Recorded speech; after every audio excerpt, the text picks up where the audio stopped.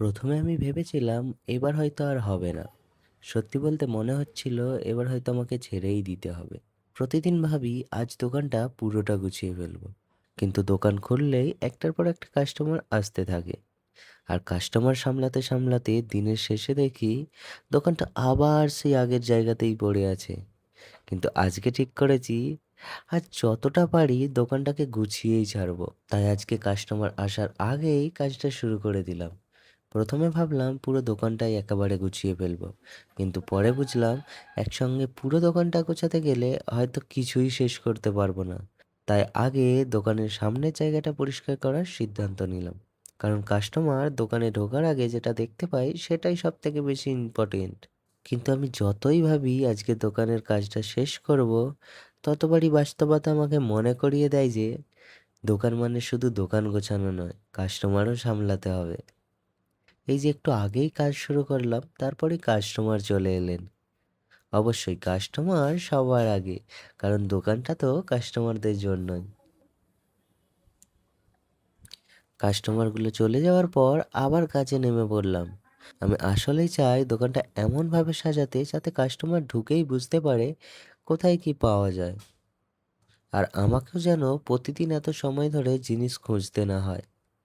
আজকে পুরো দোকানটা হয়তো গুছিয়ে ফেলতে পারবো না, কিন্তু একটা একটা জায়গা করে যদি এগোতে পারি তাহলে তো পরিবর্তন হবেই, তাই না?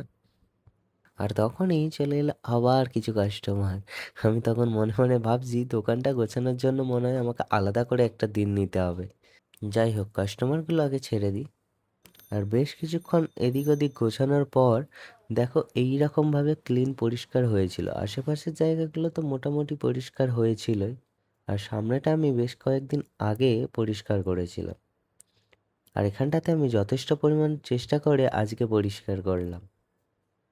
শেষ পর্যন্ত পুরো দোকানটা গোছানো সম্ভব হলো না, সত্যি বলতে একটু খারাপই লাগছে, কারণ বিকালে দোকানে ঢুকে মনে হয়েছিল আজকে অনেক কিছু করে ফেলবো।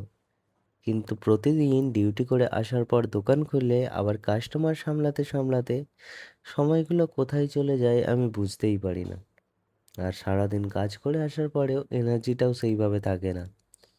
তবুও একটা জিনিস ভালো লাগছে, অন্তত দোকানের সামনের জায়গাটা আগের থেকে অনেকটাই পরিষ্কার হয়েছে। নিচের অংশটাও একটু গুছিয়ে ফেলতে পেরেছি, পুরোটা হয়নি, কিন্তু শুরুটা তো হয়েছে। আজকে আমি ভেবেছিলাম পুরো দোকানটা গুছিয়ে ফেলবো, কিন্তু সেটা সম্ভব হলো না। তবে যতটা পেরেছি করেছি। আর আমি একটা জিনিস বুঝলাম, সব কিছু একদিনে পারফেক্ট করার দরকার নেই। প্রতিদিন একটু একটু করে করলেও একদিন পুরো দোকানটাই সুন্দর হয়ে যাবে। তাই কাল আবার চেষ্টা করব। দেখি শেষ পর্যন্ত এই দোকানটাকে আমি কতটা সুন্দরভাবে সাজাতে পারি।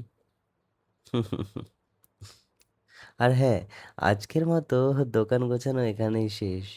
কখনো কখনো পুরোটা শেষ করতে না পারলেও হাল না ছেড়ে দেওয়াটাই সবচেয়ে বড় ব্যাপার। কাল আবার শুরু হবে।